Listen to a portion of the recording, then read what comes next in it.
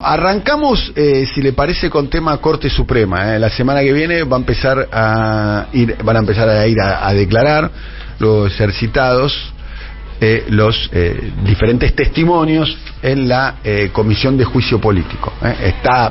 Hay quórum como para que la comisión pueda sesionar.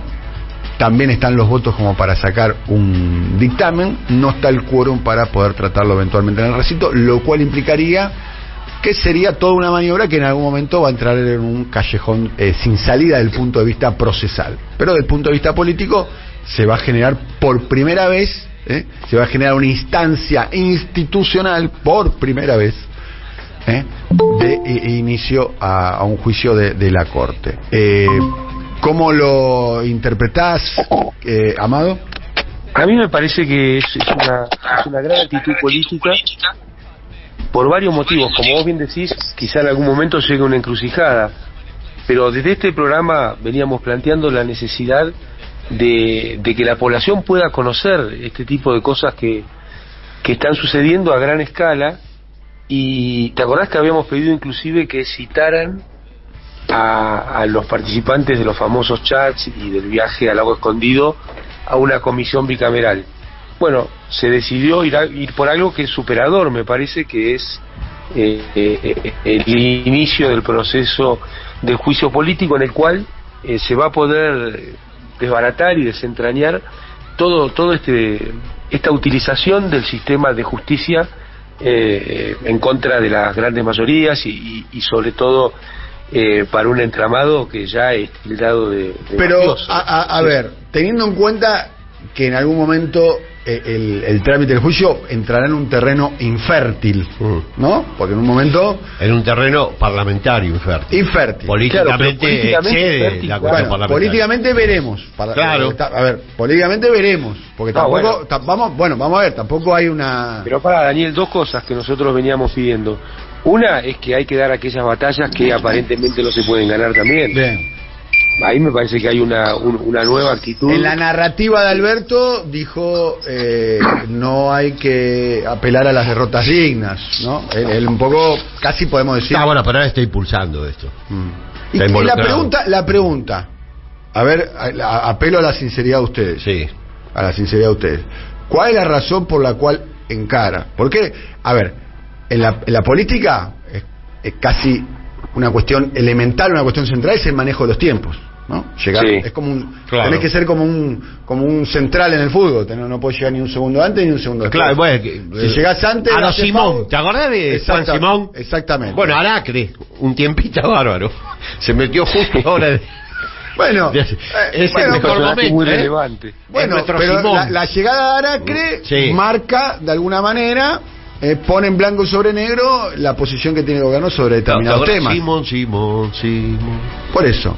Bueno, la pregunta es ¿cuál es la razón por la cual el gobierno impulsa una reforma tan profunda como hacerle juicio ni siquiera a un ministro de la Corte, que podría haber sido Rosati, sino a todos los ministros, a toda la Corte completa, a los 4 integrantes, en un momento que es un momento de enorme debilidad interna y externa? Una cosa que lo hagas vos el primer día de tu mandato, como lo hizo Macri, que lo hizo a los 3-4 días, que puso 2 ministros por la Corte, o lo hizo Néstor Kirchner, que lo hizo a los 10 días, que le pidió el juicio a la Corte.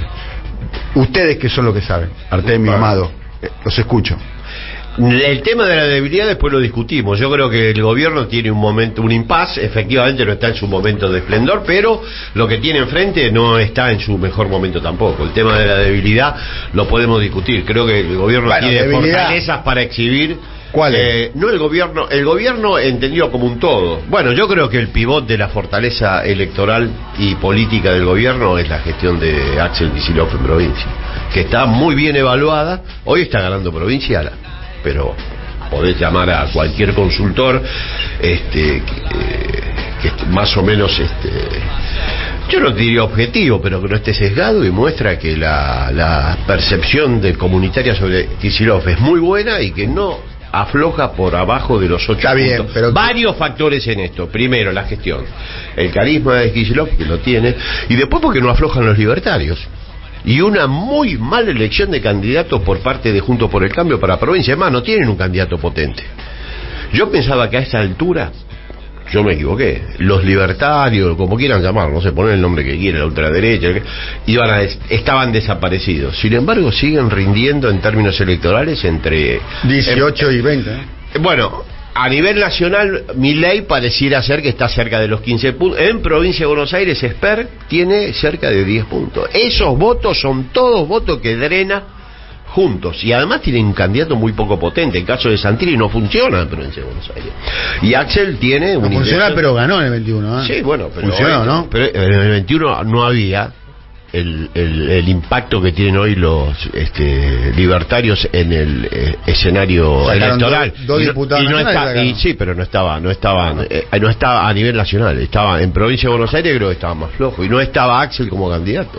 Parece que eso hay que revisarlo. La potencia electoral de la oposición es un tema que yo discuto. Sí creo que el gran déficit para que esto pudiera definitivamente desplegarse, digo, la fortaleza del oficialismo, es la cuestión socioeconómica, que sigue teniendo muchas asignaturas pendientes. Se abre una ventana de oportunidad a partir de ahora, enero, febrero, hasta agosto, para que la tendencia revierta.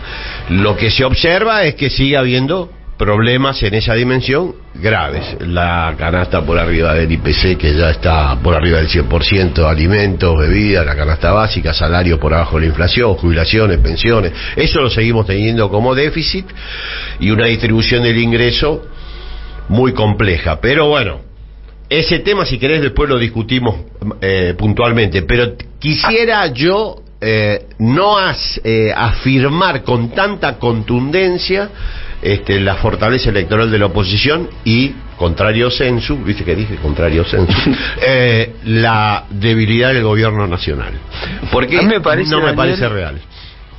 De este panorama más general que planteó Artemio, bien una buena conceptualización, además del tema de los ingresos, que sigue siendo el gran déficit del gobierno. Pero tu pregunta es como que tenía, me parece, la intención de dos aristas.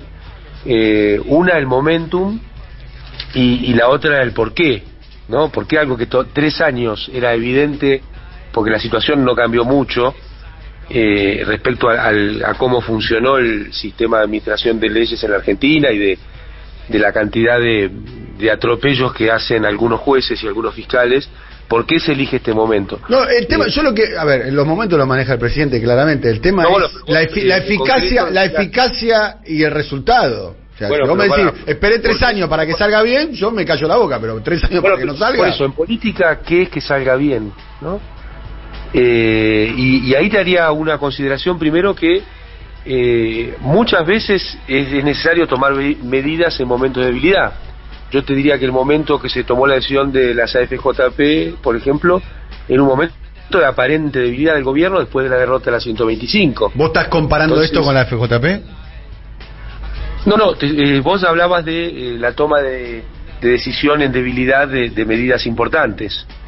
Yo no estoy comparando el calibre de la medida, sino el momento, que era lo que vos planteabas.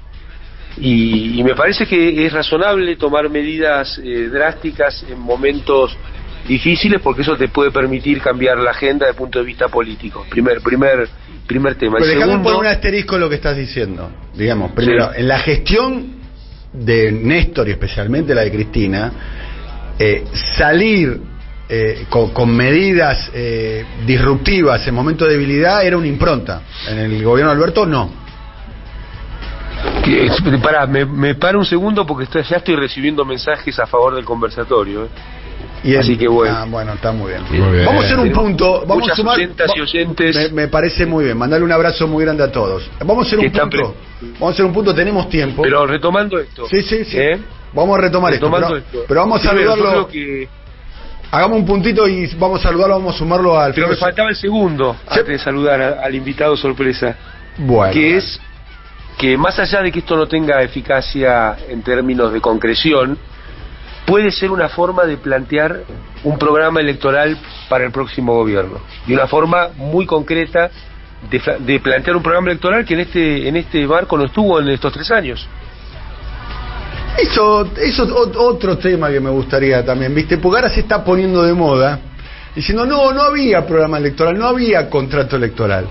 Entonces todos los votantes de Alberto Fernández, entre los cuales me incluyo yo, fuimos a votar ese día y no sabíamos qué votábamos. No había un contrato explícito en muchos temas. Y en otros temas había y se hicieron los giles, ¿no? También. Pero porque eso también es eso es una actitud. Votamos fundamentalmente por la memoria de los 13 años de gestión de. Y hubo una apelación Cristina, a sacar a Macri. Bueno, está bien, pero no era solamente sacar a Macri, porque era sacar a Macri, no era sacar a Macri para poner a Carrió, era sacar a Macri para poner otra cosa. Entonces, eso también es otra, pero de la definición había un programa electoral explícito. Pero después, sabíamos que votábamos. Pero ahora está de moda decir, no había contrato electoral, no sabíamos que votábamos. No sé cuál es la moda, pero sí sé que había un planteo hay que sacar a Macri y hay que bancarse cualquier cosa para sacar a Macri, cosa que yo no compartía, pero ese planteo se hizo desde la dirigencia de Frente de Todos.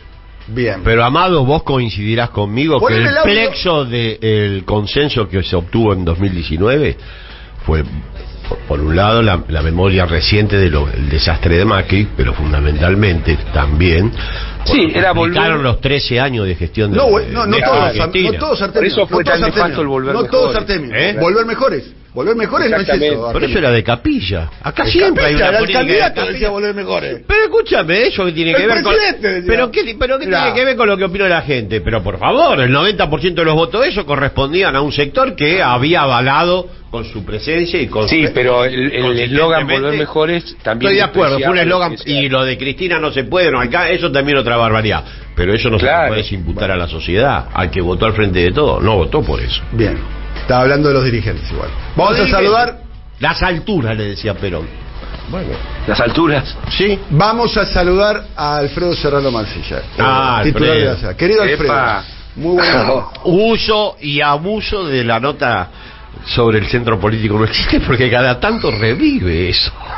Hay tendencias a creer que hay que ir por el medio todo el tiempo. Es de alguna manera la gran teoría de Alfredo. Alfredo yo lo conocía, que decir, en una tenida en un sindicato. No voy a contar más detalles, Alfredo.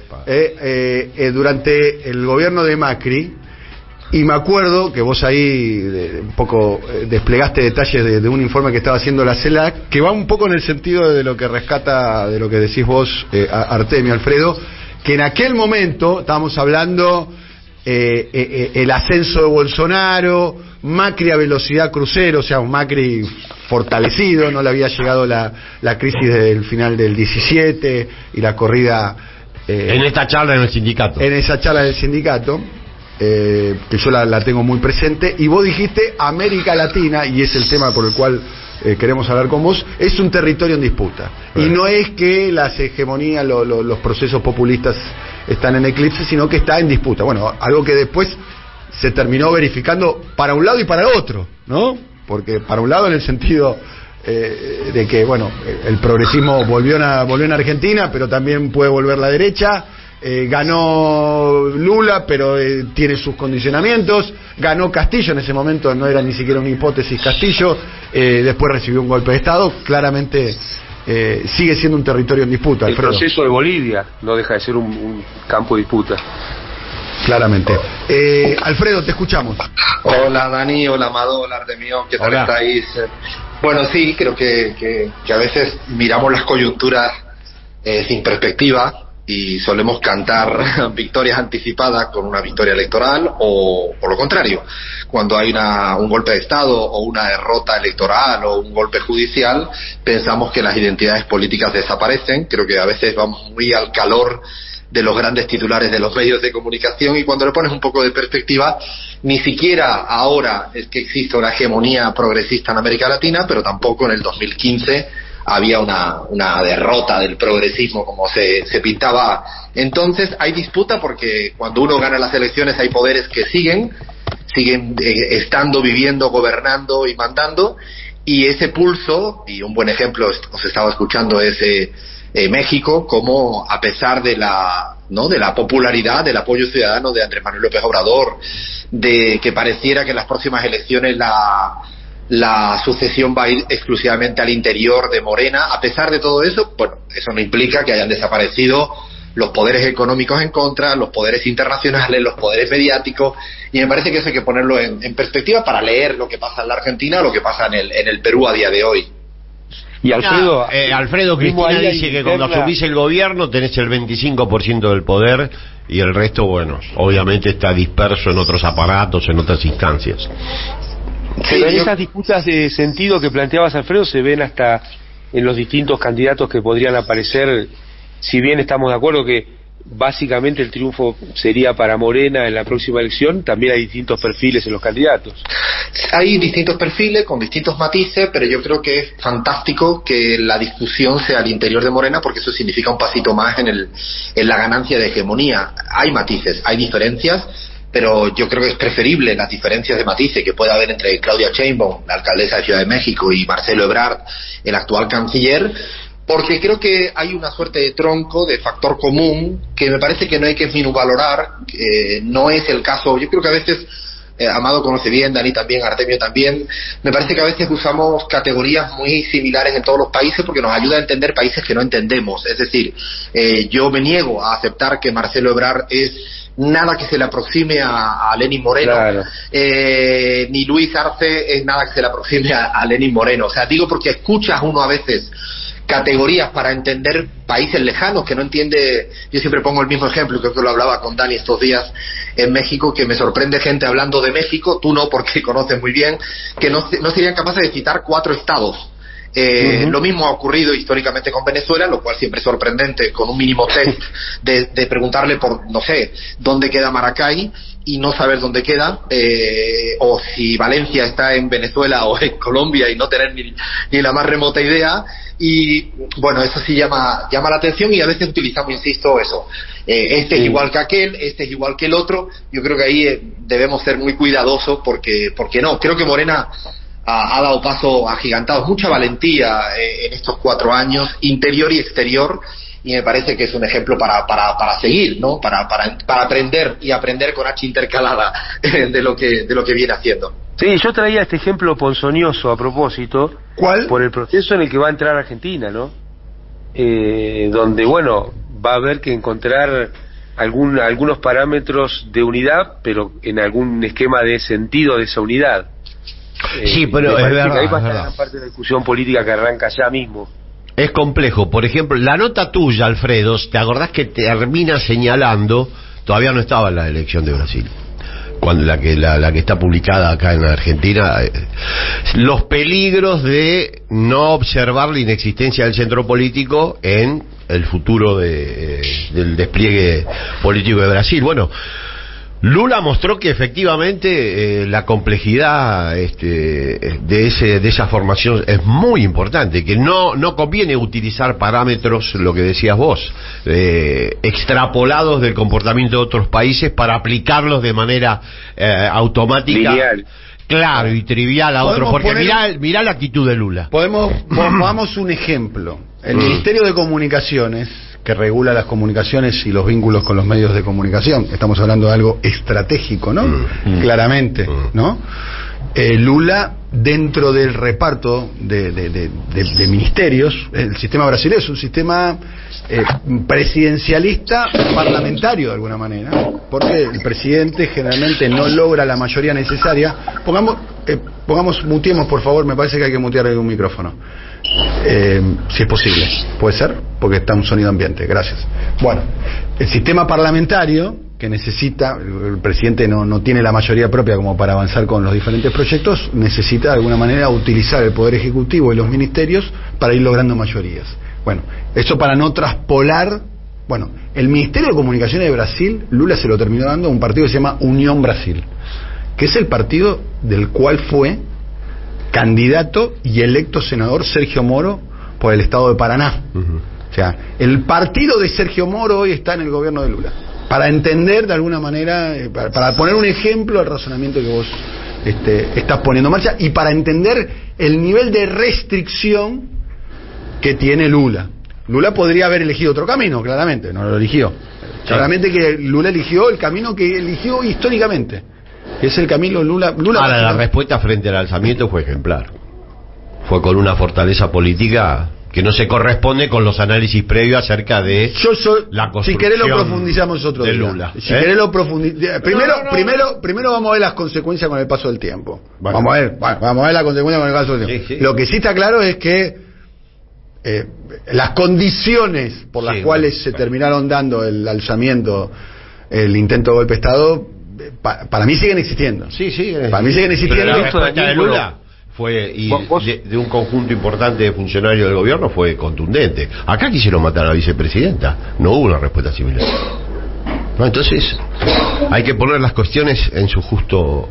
Creo que acá se produjo el hecho institucional más grave de la región, que fue el intento de genocidio, de magnicidio. Fíjate que Lula mismo dijo: vencí a Bolsonaro, pero no al bolsonarismo, después de esos hechos, ¿no?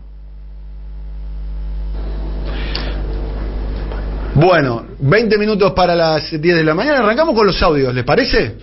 Arrancamos con los audios. Vamos a escuchar a tu amigo. Arrancamos con el 13 y el 14, al amigo de Amado. ¿Quién es? Tiene varios. Sí, tiene varios. Este es uno. Hoy vemos una diferencia en el funcionamiento de nuestro espacio con respecto a cuando yo estaba como ministro. Efectivamente, hoy sí hay un apoyo marcado de todas las partes de nuestro espacio a el programa económico que lleva la actual conducción económica. Y eso vale. De hecho, esa era el principal factor que desestabilizaba la programación económica durante nuestra última parte desde la conducción del Ministerio de Economía. Entonces es lógico que muchos vean, en función de las declaraciones que se hacen, cómo los mensajes han cambiado, vean que aquello que hoy se dice que se va a hacer, efectivamente se va a poder implementar, porque cuando vos tenés mayor orden político, tenés un alineamiento hacia abajo de todos los que tienen que realizar funciones para implementar un programa económico. En el caso de la conducción actual, lo que creo que ha mostrado es capacidad política para llevar a cabo aquello que dice que va a llevar a cabo en el pleno fiscal. Entonces, cuando yo miro esto ahora del otro lado, como analizando la situación, y lo que veo es, mirá, la verdad que la política económica con similitudes a la que llevaba adelante yo y con diferencias con respecto a la que llevaba adelante yo, sí está pudiendo ir en la línea de lo que va planteando. Entonces, eso lo que te da es una idea de que no hay la probabilidad de que pase algo desestabilizante, realmente desestabilizante, que antes sí estaba, es más bien baja. Yo veo una economía que puede ir estacionándose en un lugar que tampoco es el de ordenamiento, ¿sí? Pero en un lugar en donde no tenés una situación desestabilizante. Bueno, esto es lo que planteó en una muy buena entrevista con el periodista Diego Genú, Martín Guzmán, elogiando de alguna manera el camino recorrido actualmente por Sergio Massa. Amado. Un chanta con diploma, ¿no? ¿Quién? ¿Massa? Guzmán. Arrancamos tranqui. No, me sí, pero vos fíjate. ¿Dónde se dan los diplomas de chanta? Yo quiero ir a buscar el mío. No, el diploma de economista es. Que muchas veces deben darlo juntos. Vos fíjate que el tipo que supuestamente viene porque es un técnico que no está contaminado por la cuestión política argentina, bla bla bla bla bla bla, pone todo el énfasis de la gestión en la política y 2 veces dice nuestro espacio, un espacio que él se encargó de limar y lo vuelve a hacer, ¿no? Porque quien dirige ese espacio es la persona que él se indica como la que entorpecía su gestión, como si él, todo el mundo tuviera que estar ordenándose alrededor de la gestión de Martín Guzmán y no de los problemas de la sociedad argentina, porque en definitiva jamás Martín Guzmán habló de un problema económico de la sociedad argentina. Del único que habló fue de los temas de deuda, de finanzas, del Fondo Monetario y de las necesidades de los mercados, pero las cuestiones que venían sucediendo en la Argentina con ingresos, precios, etcétera, capacidad productiva, bueno, jamás le prestó atención. Y alguien podría ahora decir, bueno, pero entonces lo mismo le cabe a Massa. Yo creo que justamente parte del problema que tiene Massa es remediar la consolidación del modelo de Macri que hizo Martín Guzmán durante 3 años. Sí, interesante lo de Genú. Bueno, hablábamos con el profe, toda derrota tiene una explicación. Acá en la historia es prolífica en explicar derrotas. Esta es una de ellas, la de Guzmán. Un dato central: primero, discutió a la que conduce el espacio de manera pública, lo cual desde el punto de vista político es letal no se puede hacer. Pero más allá de eso, dejémoslo como una boutade del exministro. Tomó 40.4% de participación de los trabajadores que echaron a Macri. La sociedad argentina la echó con esa participación, la dejó en 33. Y la participación del capital en 56. Una distribución más inequitativa no se conoce en los últimos, yo creo que 15 años. Tengo que ver bien los números previos a la salida de Cristina. Para mí eso ya es decisivo. Y al mismo tiempo produjo una derrota parlamentaria en medio mandato que nos hace tener los problemas que hoy señalaba Daniel. Estamos casi avanzando sobre una institución central para el despliegue del proyecto dominante en Argentina, como es la Corte, porque la Corte es una Corte de clase, con una relación de fuerza parlamentaria muy desfavorable construida por la política de Guzmán, porque fue la que nos llevó a la derrota del 2017. No sé, Amado, si yo me equivoco mucho. Sí, además debilitó la participación parlamentaria del espacio político, que Guzmán dice nuestro espacio político. Él la debilitó haciendo perder la elección de medio término con sus políticas económicas. Artemio venía diciendo en este programa, no existe con el deterioro de la situación distributiva la posibilidad de ganar una elección, y poníamos ejemplos anteriores. Pero Daniel, una cosa que me gustaría volver sobre lo de la Corte, perdóname porque me quedó colgado, es que ahora se agravia el sistema judicial del uso de supuestamente escuchas ilegales, que permitió que cablearan las cárceles para hacer espionaje ilegal, que convalidó el espionaje de Macri a los parientes de los fallecidos en el ARA San Juan, ¿no? Es muy llamativo. Me acordé cuando Artemio dijo lo de la corte de clase, la justicia de clase. Bueno, las cámaras van a salir en defensa, bueno, ya salieron los sectores más concentrados en defensa de la Corte, porque es su instrumento central. Hoy la coordinación política de la oposición la tiene la Corte Suprema, no sé a quién le cabe duda de eso, ¿quién lo coordina? ¿Waldo Wolf? Es evidente que no. Según Cristina lo coordina Héctor Horacio Mañeto. Sí, yo creo que... Eso es lo que dijo Cristina, ¿no? Sí, dijo que hay una mafia. Yo creo que lo coordina el Poder Judicial, y obviamente la participación de los medios en la convalidación de eso es central, y en eso la figura de Mañeto es importante. Pero la Corte es un gran organizador del proyecto opositor, históricamente además. La pregunta, ahí tengo una duda, Artemio, más que organizador, para mí es el instrumentador. En todo caso, el organizador para mí es el poder económico, y en el poder económico creo que la conducción está en manos de Mañeto. Mañeto no es, para mí hay que entender que el grupo Clarín no es un grupo de medios, es un grupo de telecomunicaciones, es un grupo económico. Sí. Me parece que es un matiz que no es menor, no es un grupo de medios, es un grupo de telecomunicaciones, con lo que implican las telecomunicaciones en la economía contemporánea, y además es un grupo económico, te diría hasta por su cantidad de empleados, su nivel de facturación, es uno de los grupos económicos más importantes de la Argentina. Y al otro le pondría, como el otro gran articulador, es Pablo Roca.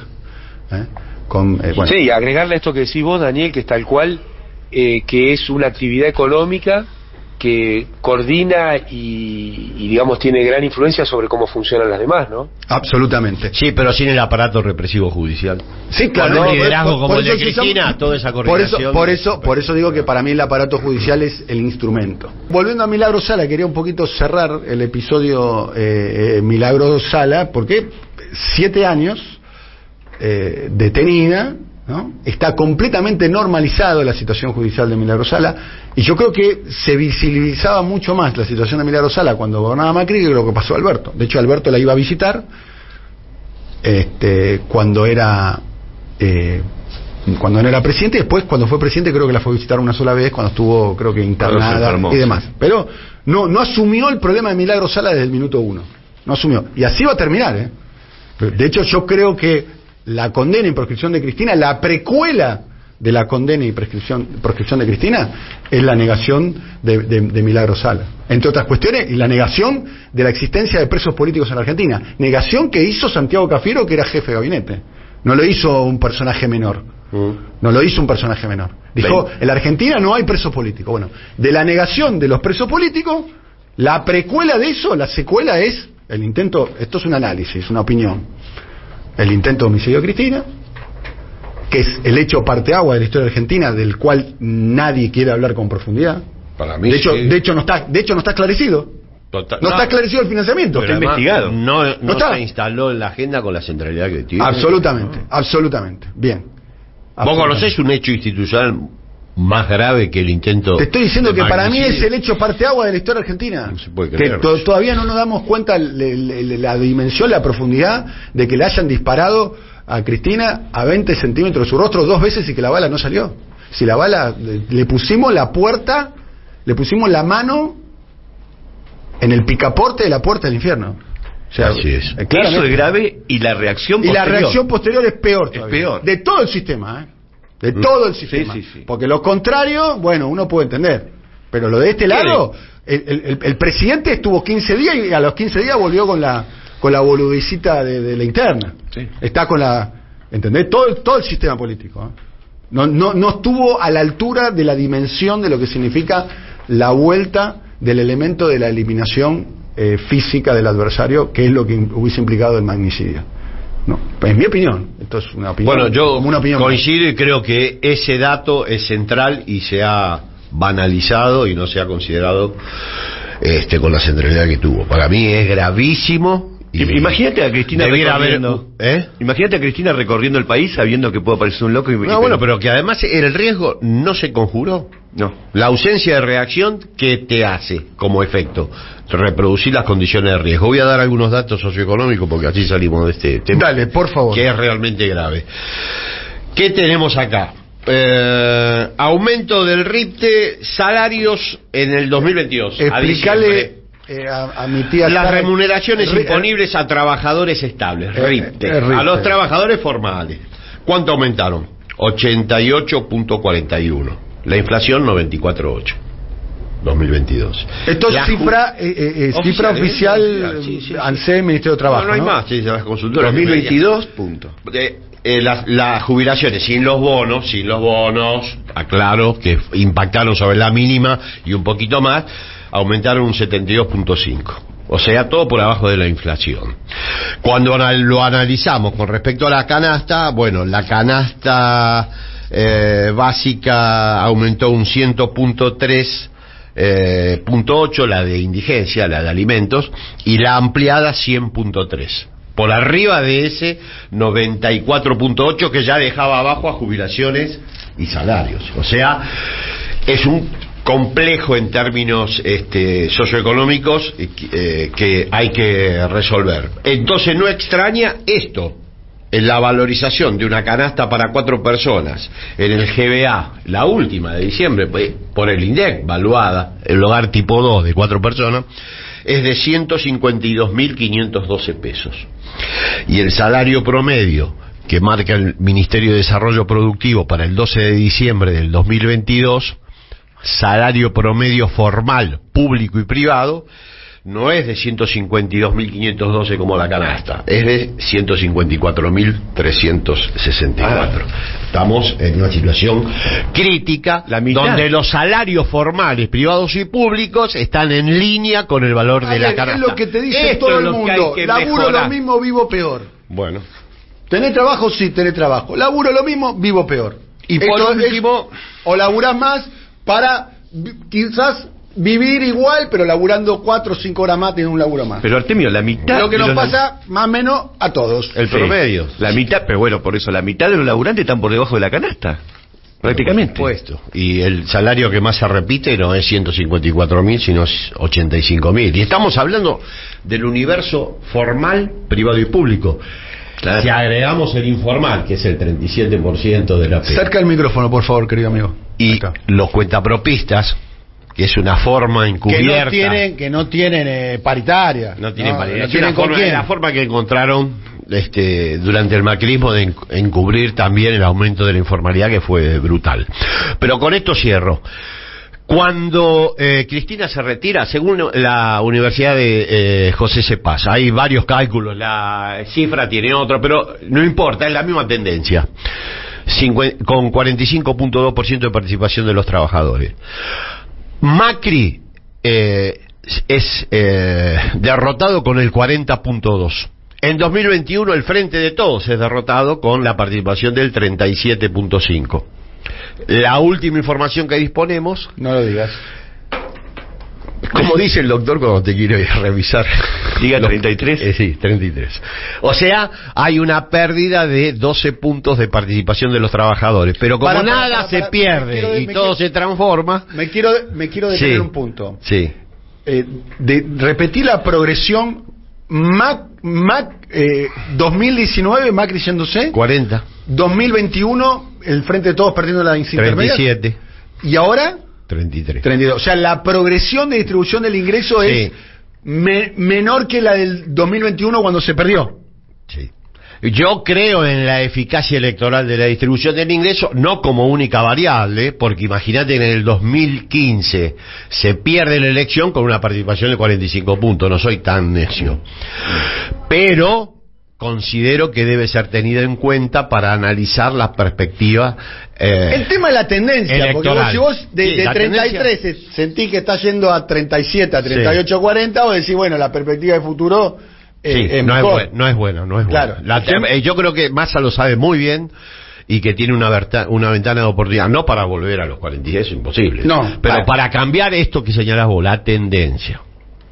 Porque acá nos tiramos el piso 20, porque al 10 todavía vamos bien. Sí, pero... ¿Entendés? Hay que cambiar la tendencia. Eso va a ser un efecto... Vamos bien, todavía no llegamos al piso, ¿no? Exactamente. Va a ser un efecto muy, muy importante para volver a tener la potencia electoral que se perdió en 2019 y que se perdió en 2021 y que se tuvo en 2019. Y te voy a dar un dato más para ver que eso efectivamente sucede. Fueron 4 millones de votantes, vamos a redondear. Ninguno le dio voto a la oposición porque el daño de Macri está presente, yo creo que sigue estando. Cuando el atentado a Cristina, cuando el intento de magnicidio, la mitad de esos 4 millones... Hay que llamarlo a la gente de proyección y que te den los datos bien precisos, pero la mitad ya dijo volver a votar al Frente de Todos en el 2023, por el hecho de lo que implicó en términos institucionales, en términos de persecución política y personal el atentado a Cristina. Obviamente eso hay que acompañarlo con una política económica que restituya las expectativas. Estoy hablando de los votantes, no de los dirigentes. Los dirigentes a mí nunca me importaron tanto. Pero hay que restituir las expectativas de un sector importante que las ha perdido.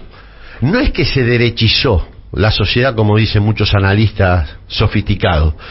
Es que no se cumplió el contrato electoral por el cual la gente votó. Va a volver el asado. En 2019. Profe, 40 puntos de participación. Nadie votó para llegar a 33. Exacto.